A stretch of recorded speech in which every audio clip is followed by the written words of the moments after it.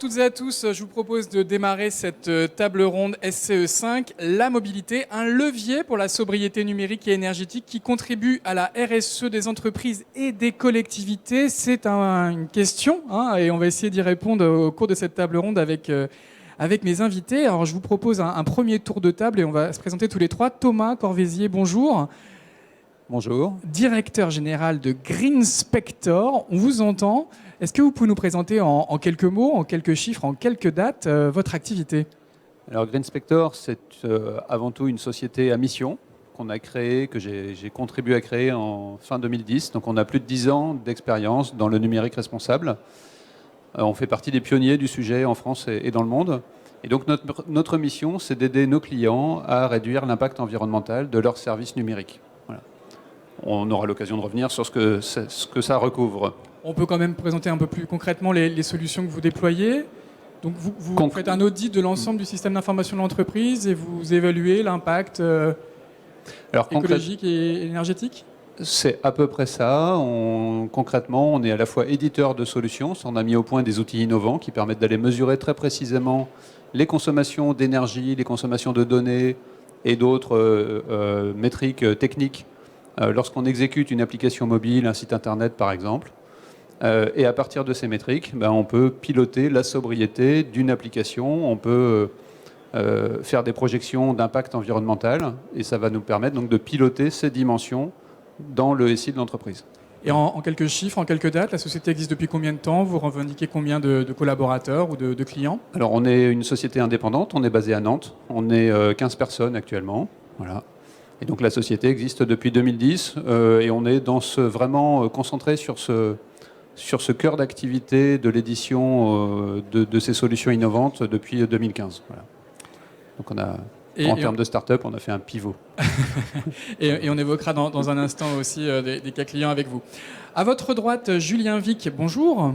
Bonjour. Directeur commercial B2B France de Crosscall. Est-ce que vous pouvez nous présenter également en quelques mots, quelques chiffres et quelques dates cette grande marque de la téléphonie française ? Exactement. Donc on est une entreprise 100% française. On est basé à Aix-en-Provence. On a été créé en 2009 par le fondateur qui est Cyril Vidal. Aujourd'hui, Crosscall, c'est 143 millions d'euros de chiffre d'affaires. En à peine 10 ans. Exactement. Et 180 salariés. Donc on est très fiers effectivement d'avoir l'ensemble de la création de nos produits basés à Aix, puisqu'on a une équipe R&D, design, on part vraiment d'une feuille blanche pour créer notre line-up. Donc nous on a une spécificité, c'est que nos produits sont renforcés, durcis pour résister dans le temps et justement assurer une opérationnalité au maximum, d'éviter la casse, d'éviter la panne et surtout d'avoir des fortes autonomies. Donc de là, on a une gamme qui est complète, qui part du feature phone d'un produit VA jusqu'à des tablettes.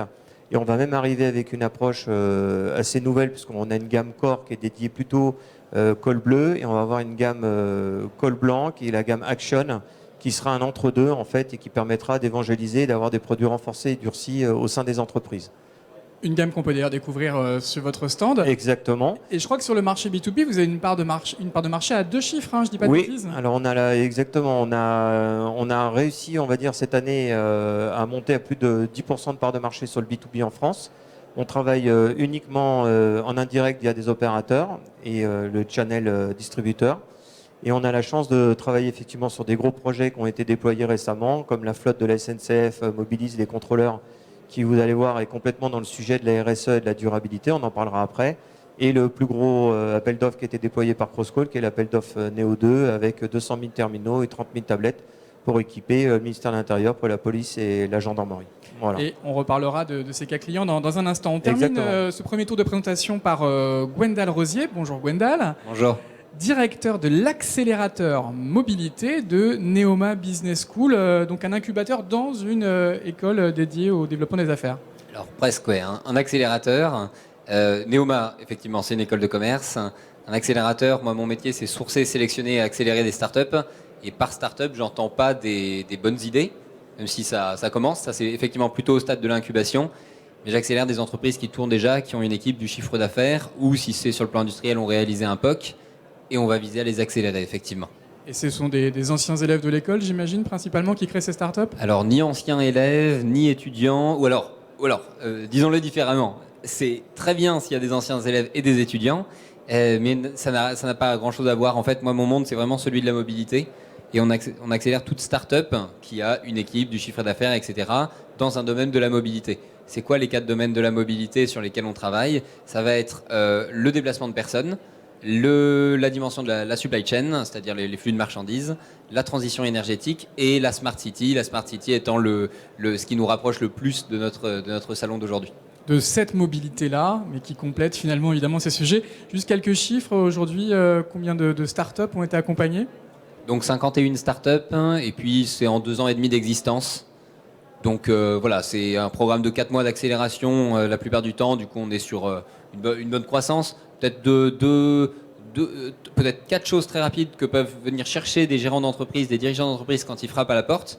Un coaching sur mesure. Enfin, on passe énormément de temps à travailler auprès d'eux. Enfin voilà, de travailler du temps et de l'énergie pour être au plus précis en termes de coaching. Deuxièmement, de l'ouverture réseau. Troisièmement, pourquoi pas une capacité de sous-traitance, c'est-à-dire j'ai pas le temps de faire ça, pas de problème, on va te le faire. Et puis, et ça va challenger notre débat d'aujourd'hui, comment est-ce que, la dernière 4e dimension, c'est comment on met l'utilité sociétale au cœur du modèle économique, donc comment on challenge la dimension durable de l'entreprise. Très bien, merci en tout cas tous les 3 pour ce premier tour de présentation. Avant de rentrer dans le cœur de sujet et de voir les solutions que vous avez pu déployer, un mot un petit peu sur le contexte. Le développement durable, évidemment, c'est un sujet dont on parle de plus en plus depuis une vingtaine d'années, mais ça s'est quand même considérablement accéléré ces dernières années, ces derniers mois, avec notamment une nouvelle loi, la loi d'orientation des mobilités, et également une crise Covid qui a complètement transformé les usages. Thomas, vous avez senti un peu ce changement d'atmosphère et notamment cette accélération juridique? Alors oui, effectivement, quand on a créé GreenSpector il y a 10 ans, on faisait partie des pionniers. On a passé beaucoup de temps et d'efforts à évangéliser, entre guillemets, essayer de faire comprendre de quoi on parlait, pourquoi c'était important. Et à l'époque, c'était nice to have, mais c'était pas un must have à l'époque, c'est ça? Oui, enfin, on rencontrait un intérêt intellectuel, voire affectif, et on repartait de rendez-vous avec une bonne claque dans le dos en disant c'est super ce que vous faites les petits gars, allez-y, continuez. Voilà. Bon, maintenant, on a appris aussi au fil du temps à présenter nos solutions comme ayant un intérêt environnemental, mais aussi un intérêt business, opérationnel, et on peut, en travaillant sur la sobriété, l'efficacité des applicatifs ou des terminaux, améliorer aussi la productivité des salariés sur le terrain ou la satisfaction des utilisateurs dans le grand public. Bon. Et pour répondre à la question, effectivement, depuis 2 ans et demi, on a senti une vraie prise de conscience, notamment sur les impacts du numérique dans le grand public, chez les informaticiens. Et on a maintenant des gens qui nous appellent en nous disant au secours, je suis informaticien, j'ai ma direction RSE qui me demande ce que je peux faire dans mon cœur de métier pour agir et pour produire des applications, pour acheter du matériel IT qui ait moins d'impact sur l'environnement. Comment je peux faire? Voilà. Et puis il y a 10 ans, il n'y avait tout simplement pas de direction RSE. Ça commençait. Il y avait des directions peut-être pas, où c'était rattaché à la direction de la com, où c'était c'est des positions. La position des directions RSE a beaucoup évolué avec le temps aussi. Je suis pas sûr qu'elles soient encore stabilisées. Très bien. Julien, on le disait, on change un petit peu de climat et la loi d'orientation des mobilités, elle a accéléré évidemment les choses. Alors surtout, ce qui a changé aussi les consciences, je pense que c'est suite à la crise Covid où un entrepreneur, un dirigeant a besoin de communiquer avec l'ensemble de ses salariés. Là où effectivement il y a 2-3 ans en arrière, c'était seulement des applications métiers ou des personnes bien ciblées qui étaient équipées de mobiles. Aujourd'hui, on a besoin de pouvoir joindre l'ensemble de son entreprise. Donc il y a eu un suréquipement qui a été lancé. Parce qu'une partie des collaborateurs peut être à la maison, on ne sait pas forcément où ils sont. Exactement, le travail s'est déplacé et le travail a bougé, il est en mouvement, c'est n'importe quand, n'importe où. Et du coup, il a fallu effectivement avoir des outils digitaux pour pouvoir garder le contact avec l'ensemble de ses employés. Donc ça a donné effectivement une augmentation de flotte et de volume de produits. Donc qui veut dire augmentation de flotte et de produits veut dire augmentation de coûts d'achat et des achats plus responsables.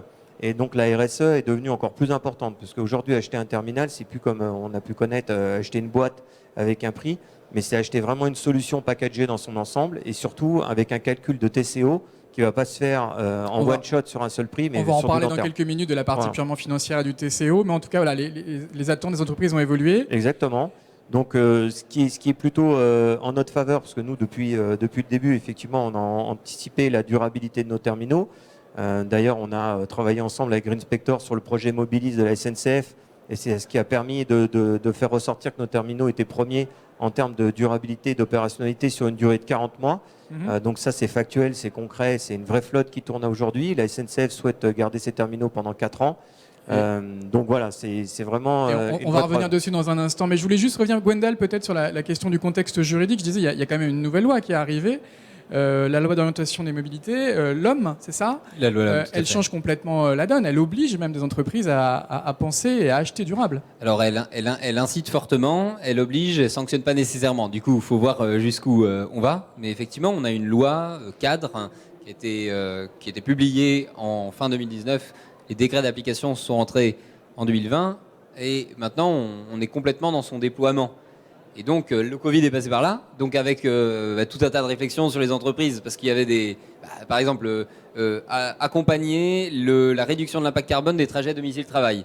Bon, ça c'est passionnant quand il y a des trajets domicile-travail. Maintenant, on passe par une période où il y a beaucoup moins de trajets domicile-travail. Ça a été beaucoup remis en question. Rappelons que c'est une loi qui date de 2017, je crois initialement, qui était portée par Elisabeth Borne. Et donc évidemment, c'était avant la crise Covid. Ça a mis un peu de temps, ça a bousculé un petit peu les priorités. Voilà. Mais voilà, j'avais dit 2019, la publication, 2020, les décrets.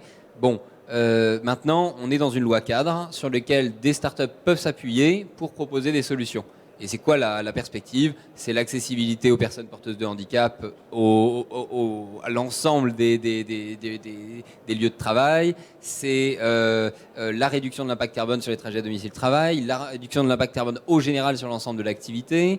C'est également les solutions qu'on peut trouver en zone rurale. Enfin voilà, on a une loi cadre qui permet d'innover. Très bien.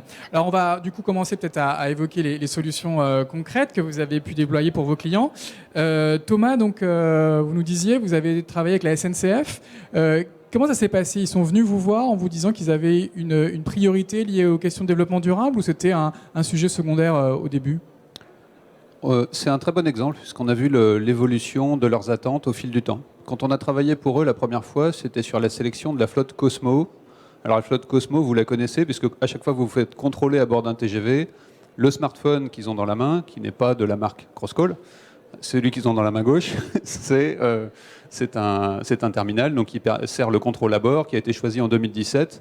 Et là, ils nous avaient demandé d'intervenir pour vérifier l'autonomie du smartphone par rapport à des concurrents qu'ils avaient pressentis. Donc on a mis en œuvre nos solutions technologiques dans l'objectif d'évaluer purement l'autonomie du smartphone.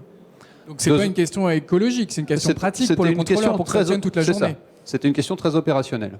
2 ans plus tard, il y a eu l'appel d'offres pour Mobilis, donc c'est celui qu'ils ont dans la main droite, et il se trouve que c'est un cross-call qui a été retenu. Donc c'est celui qu'ils utilisent beaucoup plus pour les applications métiers, les applications à bord, mais pas pour le contrôle, donc ils en ont 2. Et pour celui-là, on a commencé à raisonner en durée de vie de la flotte. Comment je vais faire? Quel sera le meilleur terminal que je pourrais, en espérant le conserver le plus longtemps possible. Voilà. Donc à cette question d'autonomie au quotidien, en disant voilà, je vais pouvoir faire ma journée de travail, 10 heures, 12 heures, c'est ajouté cette question de la longévité de la batterie. Et c'est là où il se trouve que c'est un modèle Crosscall qui a fait très nettement la différence sur ce critère-là. Voilà.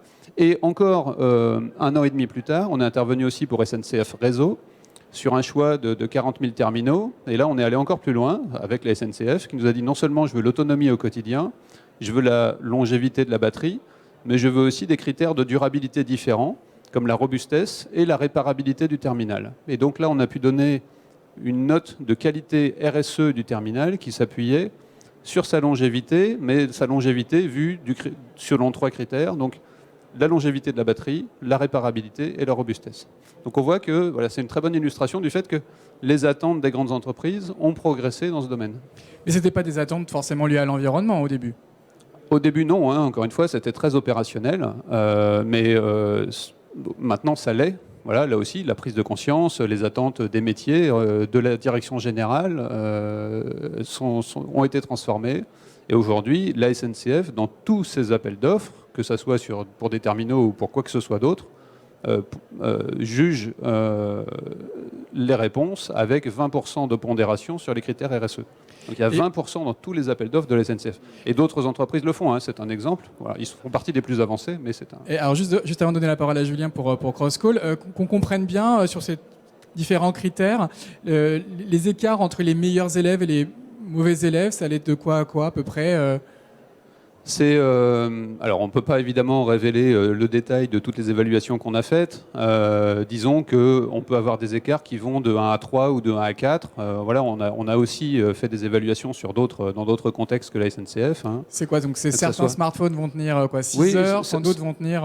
Oui, ou en durée de vie de la batterie. En fait, vous pouvez avoir l'illusion que le smartphone va donner satisfaction dès que vous allez le déployer sur le terrain, parce que quand il va être neuf, il va tenir la journée de travail. Ah oui. Par contre, il a une gourmandise dans la consommation de ressources qui fait que la batterie va s'user plus vite que sur les concurrents. On a en tête 1000 cycles. C'est un chiffre réaliste aujourd'hui ou la réalité est plus dure? Oui, c'est même probablement moins que ça. C'est-à-dire que nous, on considère qu'au bout de 500 cycles, ça vous avez... à peu près 500 jours.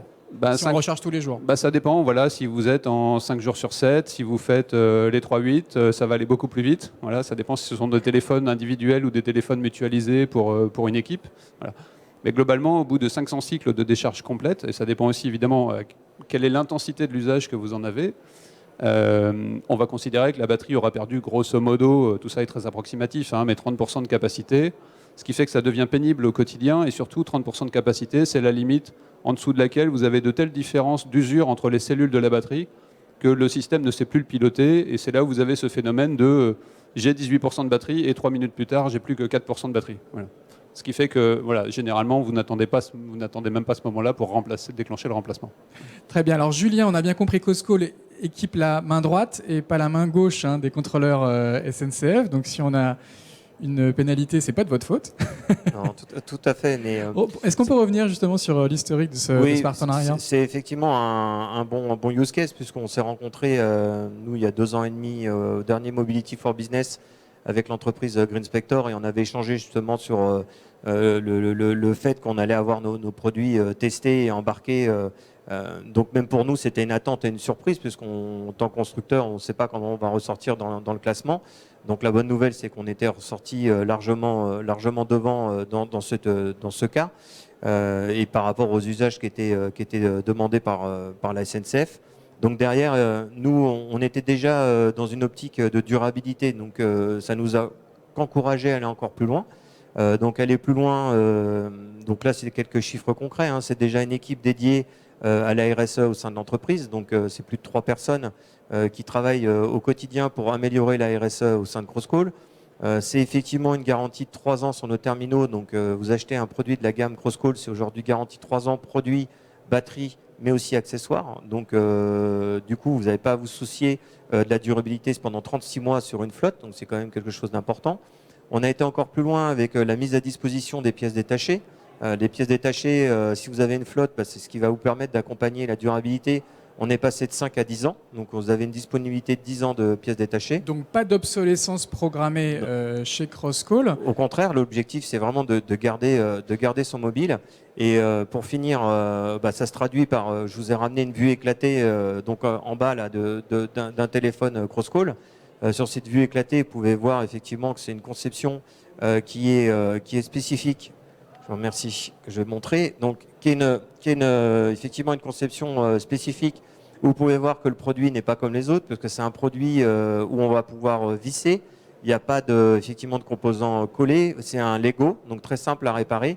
Qui veut dire très simple à réparer, une note de réparabilité de 8,8. On a aujourd'hui la meilleure note en termes sur le marché de la mobilité en tant que constructeur. Contrairement à d'autres marques où il ne faut surtout pas le réparer, il faut le changer, vous, il a été pensé pour être réparé et donc durable. Exactement, d'origine. Il est pensé pour être réparé, donc durable. Donc, mais ça, c'est une réflexion qui est très ancienne. Hein. Vous n'avez pas attendu la loi de 2020 pour faire ça. Non, tout à fait. Ça, c'est vraiment une réflexion qui a été faite par notre fondateur, par Cyril Vidal, qui pour lui a toujours voulu que ces produits durent dans le temps.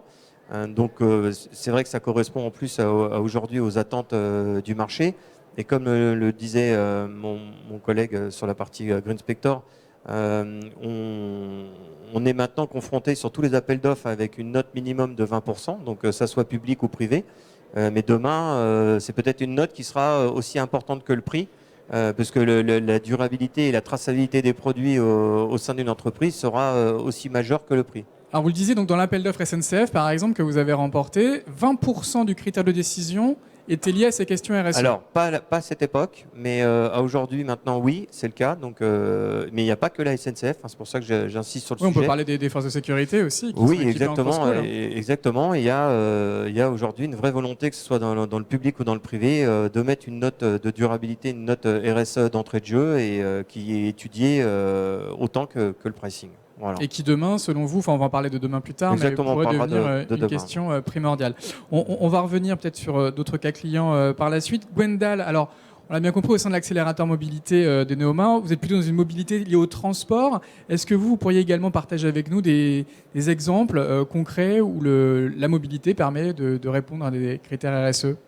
Oui, tout à fait. Alors, je peux le faire dans le monde du transport et dans le monde de la téléphonie aussi. Il y a de beaux acteurs aussi là-dedans. Dans le monde du transport, par exemple, un exemple qui peut être sympa, c'est à citer, qui allie un outil technologique qui va permettre une durabilité dans le monde de la voiture. C'est une application qui va s'adresser aux gestionnaires de flotte automobile. Et donc là, l'enjeu, c'est comment on optimise le parc automobile, comment on va vers des énergies moins polluantes basées sur le CO2, donc concrètement de l'électrique, et comment on réduit au global, comment on optimise en fait le fait que le temps consacré pour l'entreprise à la gestion de son parc est le moins important. Et là, par exemple, on va avoir une belle citation. Je vais citer un nom par une start-up qu'on accélère qui s'appelle OpenFleet, qui va proposer la technologie de fait qui permet, par exemple, si on prend un parc de 30 voitures qui va coûter 180 000 à une entreprise, on va avoir par l'utilisation de sa technologie une réduction de 30% des coûts. Et donc, ça va faire le lien avec ce que disait Thomas tout à l'heure, c'est-à-dire c'est par le biais économique qu'on arrive à une solution durable et non pas en agitant un drapeau vert en disant c'est en étant vert que ça va se passer, alors que dans ces cas-là, soit on a le budget et on peut faire un petit geste, soit on ne le fera pas parce que c'est pas intéressant économiquement. D'accord, donc une application qui permet d'optimiser sa flotte, du coup j'imagine de la réduire aussi, il y a moins de véhicules mais ils sont mieux utilisés, c'est ça, ils sont mieux partagés entre les salariés ? Très bon point, c'est exactement ça, 20% de moins de véhicules, le cas échéant sur un cas d'usage, mais effectivement avec une utilisation très régulière. C'est-à-dire intéressant à ce moment-là travailler non seulement sur des véhicules censés être plus green en passant à l'électrique, mais aussi en voyant que ces véhicules, comment on gère leur recharge et du coup comment on gère la façon d'utiliser. Et donc là, il y a aussi non seulement les outils qui vont avec sur l'application, mais aussi une sorte de transmission des bonnes pratiques aux usagers de conduite, de ça, ça pour une conduite aussi plus responsable. De système de recharge, etc. Tout à fait. Je me rends pas compte, mais la question des flottes de véhicules, c'est un gros sujet aujourd'hui dans les entreprises, parce qu'avec le Covid, il y a beaucoup de gens qui sont désormais aussi à domicile. Ouais, il y a une volonté de réduire ces flottes, c'était un coût significatif dans la masse salariale. Oui, il y a une volonté d'optimisation parce que d'enjeux économiques, de fait. Et donc la flotte de véhicules, ça va être l'un des enjeux, sachant qu'il y a un truc de fond, et ça va reprendre notre loi LOM de tout à l'heure, c'est qu'il y a une incitation et une obligation de transformer son parc électrique. Donc à ce moment-là, il y a un enjeu, puisque c'est la loi qui vient entrer en jeu. Après, la question qu'on pourrait se poser, c'est dans quelle perspective est-ce que c'est suffisant ? Est-ce qu'il faut aller plus vite ? Quels sont les enjeux, étant donné qu'on est en pleine COP26 là, est-ce que les enjeux là viennent nous presser ? À quel rythme on s'y met ? À quel rythme économique et à quel rythme écologique, ça c'est les bonnes questions quoi. Autre exemple, donc premier exemple lié au transport et aux véhicules, d'autres exemples justement liés au smartphone. Il se trouve qu'on a accéléré une startup qui s'appelle YesYes, que mes co-animateurs en tout cas intervenants connaissent certainement, qui fait du reconditionnement de téléphones mobiles. Donc ça c'est intéressant et l'exemple dans l'exemple avec YesYes, c'est leur problématique, il y a encore 2 ans, c'était que dans un appel d'offres, un prospect va vouloir renouveler son parc de téléphones. Et là, sans le faire exprès, par habitude, va mettre qu'il a besoin que ses téléphones soient neufs, parce qu'on a envie de qualité. Et donc le problème, c'est que de ce fait, ça exclut le reconditionné de l'appel d'offres. Alors maintenant, la loi a évolué, et du coup, il y a une opportunité pour des entreprises qui s'inscrivent de base dans une logique durable, celle qui a été évoquée à l'instant de la réparation, de s'insérer et de répondre à des gros marchés, là où avant c'était tout simplement pas possible. Le reconditionnement, le recyclage, Thomas, c'est des choses sur lesquelles vous commencez à réfléchir aussi, sur des produits de seconde main ? Une réflexion ? Alors chez Green Spector, non, pas directement, puisque nous, on n'intervient pas sur ces aspects-là. En revanche, on va les favoriser en aidant nos clients à travailler sur leurs applications métiers. Si on est capable de faire des applications métiers qui sont moins gourmandes, qui vont demander moins de processeurs, moins de mémoire, moins d'espace, à ce moment-là, on va pouvoir les faire fonctionner sur des smartphones plus anciens. Donc on va pouvoir conserver sa flotte actuelle, c'est déjà le premier geste le plus important.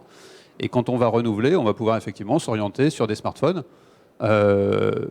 qui peuvent être des smartphones reconditionnés, qui ont déjà 1 an, 2 ans, ou pourquoi pas plus, à condition de s'assurer, avant l'achat, que ces applications qu'on a vont être compatibles avec cette génération de matériel. C'est un préalable avant de se lancer dans ce Et type je dis ça sous réserve des clauses de sécurité du SI, puisque dans le reconditionné, il peut y avoir un enjeu sur les montées de versions logicielles, notamment des OS, qui peuvent être un souci pour certaines des SI. Voilà. Donc c'est aussi un point à prendre en compte. Le reconditionnement, le recyclage, c'est des sujets qui commencent à apparaître dans les demandes de vos clients. Est-ce que c'est pas lié, je sais pas, à une nouvelle génération de salariés qui exigent ça désormais, des millennials plus sensibles à ces questions ? Peut-être. Je le perçois pas forcément comme ça. J'ai l'impression que la prise de conscience est assez générale. On a aujourd'hui des DSI qui se posent vraiment et prennent en charge directement le sujet du Green IT ou du numérique responsable en tant que tel au sein de la DSI. Là où avant, il y a encore 2, 3, 4 ans, c'était porté par la direction RSE. Pour caricaturer un petit peu, la directrice RSE venait voir le DSI en lui disant tiens, j'ai trouvé un truc sympa pour réduire ton empreinte, et le DSI disait oui, écoute, c'est sympa ton machin vert, mais moi j'ai un vrai métier. Voilà. Donc on n'en est plus à cette époque-là. Le DSI s'empare du sujet de plus en plus, il internalise. On a maintenant des correspondants numériques responsables dans chacune des DSI, ou à peu près. Et donc c'est vraiment un sujet dont les DSI sont en train de s'emparer, donc j'espère que ça devrait contribuer à faire évoluer les choses. Julien, la question de la durabilité des smart cross-call fait que certains de ces produits vont se retrouver en seconde main dans les entreprises. C'est une tendance que vous avez identifiée également ? Alors, il y a un gros virage là, qui est en train d'être pris déjà par les grands groupes et les entreprises en général, c'est qu'il va y avoir un pourcentage de produits recyclés dans les demandes des appels d'offres, donc à hauteur de 10, 15, 20%, donc on le voit venir, donc ce qui va vraiment bouleverser les habitudes. Donc nous, on a décidé autrement. En fait, on est parti du constat de se dire, voilà, on a des produits qui durent dans le temps, donc on va aller jusqu'au bout, on va aussi les recycler. Donc on a acheté des locaux à côté d'Aix-en-Provence pour pouvoir recycler nous-mêmes nos produits. L'idée, c'est vraiment le vie ma vie, c'est-à-dire que l'entreprise qui nous fera confiance, qui partira avec nous sur une flotte, aura une visibilité complète avant, mais aussi pendant, parce que c'est important de suivre pendant le déploiement et la vie des produits. Ensuite, il y aura une proposition qui sera faite effectivement de revalorisation, de rachat de flotte, ou de refaire une seconde vie au sein de l'entreprise. On peut très bien imaginer pendant 2 ans un usage spécifique dédié à l'appel d'offres, et la dernière année, récupérer les produits pour faire du DECT replacement, par exemple, parce que les produits sont de 4-5 GHz et qui peuvent tourner avec de softphone, donc on peut en faire des DECT, ou alors tout récupérer et les recycler et redonner une seconde vie ou cannibaliser les pièces détachées. Donc ça, c'est une grosse annonce qui a été faite. On va effectivement être opérationnel fin 2022. Et on ira plus loin aussi. Il y a aussi l'aspect bien sûr CO2. Recycler sur place veut dire réduction de coûts de transport et autres, puisque ça sera en France. Vous parlez de transport, c'est des produits qui viennent très souvent d'Asie. Il y a aussi une réflexion pour... Tout à fait. J'allais y venir. Effectivement, pour boucler la boucle, c'est produire en France. Donc on va produire en France à partir de fin 2023. On va produire à peu près 30% de notre production sur le territoire. Donc ça a été acté, signé. Cocorico. Et exactement, donc on revient sur une production française, comme vous avez pu connaître sur par exemple la marque Sagem Mobile que j'ai connue, là, il y avait une usine à Fougères. On va avoir le plaisir de lancer et d'ouvrir notre usine fin 2023 pour produire sur le territoire. Voilà, d'accord, et parce que ça fait effectivement aussi partie de la réflexion. De la boucle, exactement. Voilà. Très bien, donc un engagement dans l'économie circulaire. Gwendal, on parlait d'un yes-yes. Voilà, sur cette partie, acheter des produits de seconde main, il y a une vraie demande des entreprises, c'est pas que le marché des particuliers ? Alors oui, il y a une vraie demande des entreprises, ou du moins, faut la challenger, faut la créer, faut dire que ça existe, faut presque faire du lobbying, et ça a été évoqué parce que tu viens de dire à l'instant, il y a une obligation maintenant d'entre 10, 15, 20% de ce que j'ai vu, d'inclure du recyclé, d'inclure du réparable dans les appels d'offres aujourd'hui.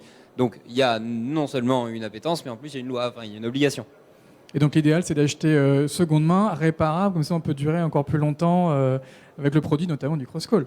D'abord, il y a la bonne question qui a été dite tout à l'heure, c'est-à-dire la base, c'est de se demander si on a besoin de changer. Mais en plus, je vais prendre un exemple. Sur ce smartphone qui est celui de mon entreprise, par exemple, j'ai eu la problématique assez régulière dans un smartphone d'avoir un problème de recharge, mais pas la batterie, hein, juste le petit embout. La petite connectique. La connectique. Et il se trouve que ça, c'est un smartphone dont j'ai juste l'usage, qui est venu en plus de mon personnel, qui avait exactement le même problème au même moment.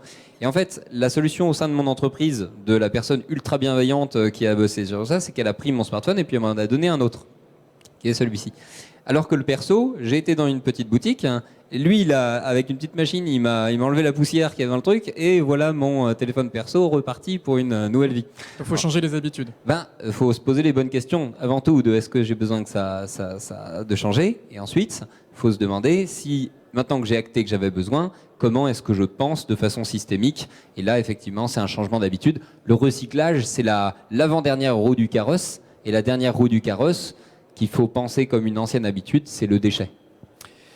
Avant de parler de la COP26, un mot sur les questions financières. On en a déjà un petit peu parlé, mais si je comprends bien, faire ce choix RSE développement durable, c'est finalement du bon sens économique.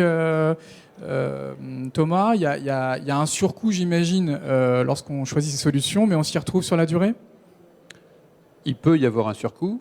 Mais surtout, l'important, c'est de raisonner. On a prononcé le mot TCO tout à l'heure, donc c'est le Total Cost of Ownership, donc c'est le coût total de possession de l'appareil sur la durée de vie qu'on envisage pour lui. Voilà, donc si on envisage sur un smartphone, prenons un smartphone neuf, qu'on envisage de garder 3 ou 4 ans, voilà, si on peut vraiment le garder 3 ans, le coût d'achat va être divisé par 3 pour avoir un coût annuel, sur lequel on va rajouter les taux de remplacement, de maintenance, les pièces détachées, etc.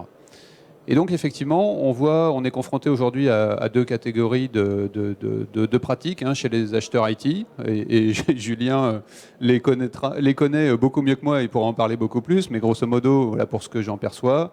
Il y a ceux qui sont restés sur le coût d'achat unitaire, c'est-à-dire qu'ils vont chercher à acheter le téléphone le moins cher possible, à faire le plus petit chèque possible, quitte à devoir remplacer au bout de 18 mois parce qu'ils n'ont pas fait le bon choix. Voilà, ils finalement, sont peut-être virés entre-temps. Hein. Et voilà, et finalement, ça va leur très bon comme acheteur. Ça dépend, parce que si c'est une politique de l'entreprise, au contraire, ils seront plutôt récompensés pour ça. Pour le court terme. Oui. C'est de l'achat court terme, et donc advienne que pourra, on prend un smartphone, pour rester sur cet exemple-là, on prend un smartphone pas cher et on le remplacera quand il ne fonctionnera plus. Voilà. Donc ça, c'est désastreux pour l'environnement, puisqu'on va provoquer du renouvellement rapide de matériel qui ont un impact environnemental important. Un smartphone, c'est 200 kg de CO2, dont 80 sur la fabrication, et globalement sur sa durée de vie, pour peu qu'elle soit à peu près normale, 80% de l'impact a été causé par la fabrication. Donc on a vraiment intérêt à garder son smartphone le plus longtemps possible.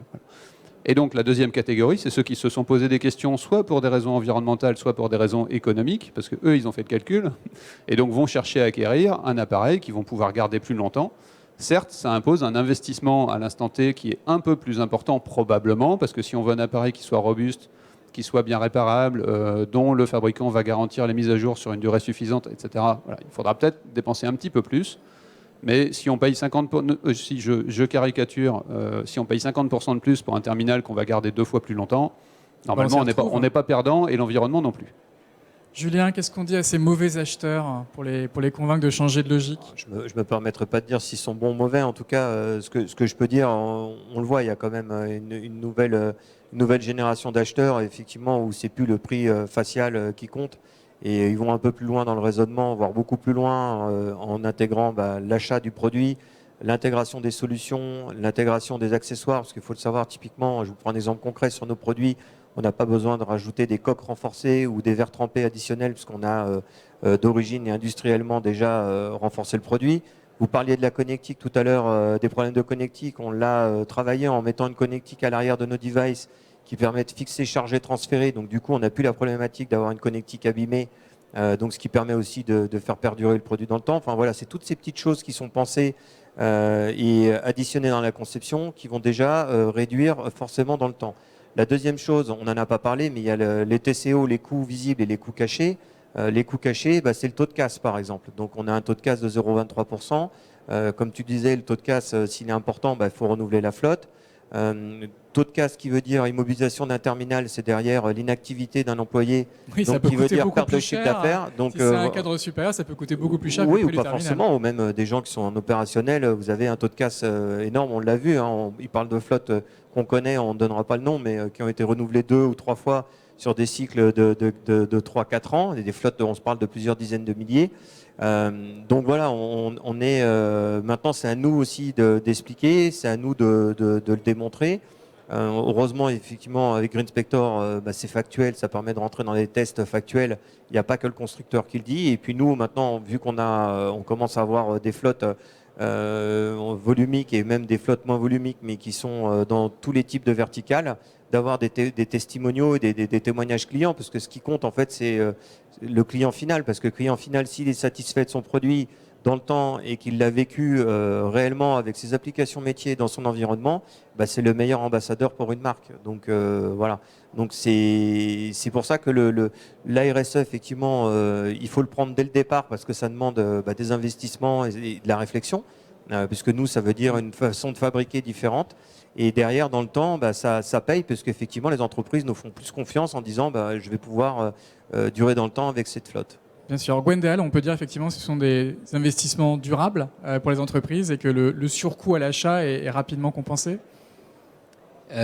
Oui, on peut le dire que c'est durable. Pour moi, ça doit respecter une vision qui essaye de la sobriété, de l'optimisation et dans la mesure du possible, de la collaboration, c'est-à-dire, le cas échéant, favoriser l'usage plus que la propriété. Et donc, en ce sens, on peut dire que c'est durable et rentable.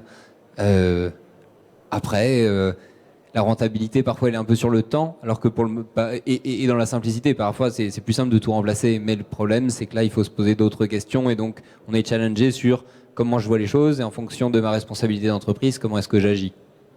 Très bien joué, il est 15h44. On va peut-être envisager un tour de conclusion. On avait ces derniers jours la COP26 avec beaucoup de grandes ambitions environnementales.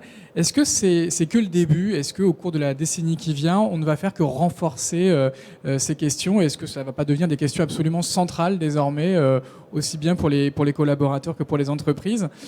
Thomas, comment vous sentez l'évolution après 10 années peut-être de pédagogie et d'évangélisation? Là, ça y est, c'est parti, ça va devenir un sujet absolument prioritaire pour tout le monde? Après 10 années et quelques cheveux blancs supplémentaires, oui, globalement, la réponse à la question est oui. Question suivante. Non, effectivement, quand on a commencé, il y a eu une première vague, notamment si je reviens sur le numérique, sur les impacts du numérique, ce qu'on n'appelait pas à l'époque numérique responsable, qu'on appelait le Green IT.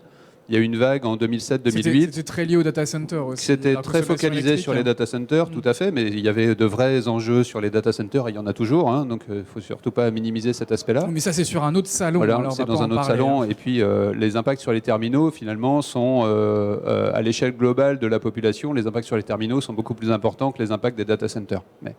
Et donc, en 2007-2008, il y a eu une première vague, mais qui a été très vite stoppée par la crise de 2008, où on est revenu au business as usual. Voilà. Cette fois-ci, la configuration est complètement différente. Je pense qu'on est sur un vrai mouvement de fond, un mouvement de société qui nous touche en tant que professionnels, mais qui nous touche aussi en tant qu'individus. La question le titre de la table ronde évoquait les enjeux pour les salariés, mais aussi pour les entreprises et les collectivités. Voilà, donc il y a aussi des questions pour les donneurs d'ordre publics. Voilà, tout le monde est concerné. Ça ne fait que commencer. Malheureusement, ça aurait pu commencer il y a 10 ans ou même il y a 20 ans, si on avait eu l'oreille un peu plus attentive sur les lanceurs d'alerte climatique à l'époque. Bon, ok, on en est là. Greta n'était pas encore né, je crois. C'était pas prêt. Bon, faisons avec ce qu'on a, mais effectivement, je suis persuadé que c'est une tendance forte, qu'on ne reviendra pas en arrière et qu'au contraire, la seule chose qu'on risque, c'est de continuer à accélérer. Très bien, et on invite tout le monde à aller sur greenspector.com pour évidemment connaître plus en détail ces solutions. Julien également, alors donc des smartphones durcis, des smartphones durables, et vous sentez aussi que ça va devenir un sujet prioritaire, voire le premier sujet dans les prochaines années pour vos clients? C'est une évidence dans le sens où, en plus, les clients veulent maintenant avoir le vie ma vie du début jusqu'à la fin du produit. Typiquement, il y a une demande de traçabilité qui va être faite sur savoir où sont partis les composants, où sont partis les plastiques. Donc nous, on va s'engager à dire voilà, les plastiques ont été réutilisés, ils sont partis à tel endroit avec un certificat, avec une vraie traçabilité. Donc là, je pense qu'ils ont besoin aussi d'avoir un engagement fort du côté industriel. Et ce qui reflète le plus effectivement cette accélération, c'est la note de réparabilité qui, elle, voilà, est visible par l'ensemble des consommateurs et obligatoire depuis le 1er janvier. Quand vous avez fait un achat, effectivement, le fait d'avoir l'indice de réparabilité vous donne une bonne vision sur l'usage et comment est fabriqué votre produit. Voilà, donc je pense que c'est une bonne preuve que le premier pas a été fait et c'est factuel et la suite va venir naturellement. Et d'autant plus que ça s'accélère avec les nouvelles générations. On le voit, moi j'ai des enfants qui ont 18 ans, 17-18 ans. C'est des questions qui me posent. Voilà, on le voit dans leur vie au quotidien. Ils ne comprendraient pas que les produits qu'ils achètent ne soient pas engagés dans cette direction. Exactement. Et ils ont un autre mode de consommation que nous, on a même pu avoir quand on avait leur âge, où c'était la consommation, on le voit dans les vêtements. Les vêtements, ils gardent des vêtements plus longtemps, ils vont acheter des vêtements... Ouais, avec une économie circulaire aussi. Exactement, je trouve que le vêtement est le bon exemple, le plus parlant. Et voilà, donc le mobile va suivre et à l'échelle industrielle. Très bien, et Crosscall, marque française évidemment, s'engage à la fois dans un effort de transparence qui est notable et un véritable effort militant pour exactement, atteindre ses objectifs. C'est un véritable engagement et on le traduit aussi dans nos valeurs, puisqu'on a un bateau Crosscall sur la Transat Jacques Vabre en ce moment qui est parti là, depuis dimanche. Donc je vous invite à le suivre et qui est en plus le skipper est Aurélien Ducrot. Donc c'est assez atypique parce que c'est un champion du monde de freeride. Mais aussi skipper et il est plutôt là, dans les 10 premiers, donc c'est plutôt une belle aventure aussi et c'est une valeur aussi qui est importante pour nous via la mer. Voilà. Et on lui souhaite évidemment bon vent. Merci. Gwendal, le mot de conclusion ce serait quoi? C'est que le durable n'est plus une option? Alors, merci, c'est un honneur sur le mot de conclusion. Je me permettrai dans ces cas-là d'avoir une sorte de prise de hauteur sur la situation, puisque vous évoquez la COP26. Moi, je dirais simplement ceci. La société pétrole, on va connaître sa fin. Nous, de notre vivant. Et une société sans pétrole, aujourd'hui, on ne sait pas ce que c'est. Parce que tout dans ce qu'on a... il y a du plastique. À minima est venu en pétrole, sinon est composé de pétrole. Et puis même notre alimentation, notre transport, tout est lié à ça. Ce qui pose question, ça aussi. En conséquence, la question c'est... Qu'est-ce qu'on imagine pour bâtir une autre société? Sur le plan économique, ça a une réalité, ça s'appelle la décroissance. Voilà, faut dire le mot parce que maintenant, c'est plus des militants écolos au fond d'une ZAD qui le disent. Et voilà, c'est des gens en costume cravate qui arrivent voilà. Et or, une société qui décroît, au moins sur le plan économique du terme, on ne sait pas encore ce que c'est, ou plutôt on n'a plus inventé ce que c'est depuis des tas et des tas d'années. En conséquence, quand on fait croître nos activités, comment est-ce qu'on pense de façon systémique pour décroître? Donc pour reprendre votre propos qu'il y avait il y a un instant, c'est plus une option de fait de penser au moindre impact, au plus durable, au plus long terme, et de penser est-ce que j'en ai besoin ou est-ce que j'en ai pas besoin. Voilà, ça en tout cas c'est un truc qu'on défend fort à l'accélérateur. Croissance durable, c'est pas compatible? Non, c'est faux. C'est de l'esbrouf, ça n'existe pas. Très bien, bon. Non, je peux dire un mot en plus. C'est comme il avait dit tout à l'heure. Croître quand on a une activité qui va permettre une décroissance globale, ça a bien raison de le faire. C'est-à-dire, si je donne un conseil sur comment décroître ou comment jouer durable, et que je suis payé pour ça, tant mieux. Si je vise à simplement dire on continue comme d'habitude de faire de la croissance dans un monde avec des ressources finies, c'est de l'esbrouf. C'est une loi mathématique irréfutable. Très bien. Bon, en tout cas, moi, je vous souhaite une belle croissance durable à Green Spector, à Crosscall et à l'accélérateur de mobilité de la Neoma Business School. Merci beaucoup à tous les trois pour avoir participé à cet échange. Merci, et merci aux spectateurs qui sont venus vous écouter aujourd'hui sur le salon Mobility for Business. Merci, à bientôt. Au revoir. Merci.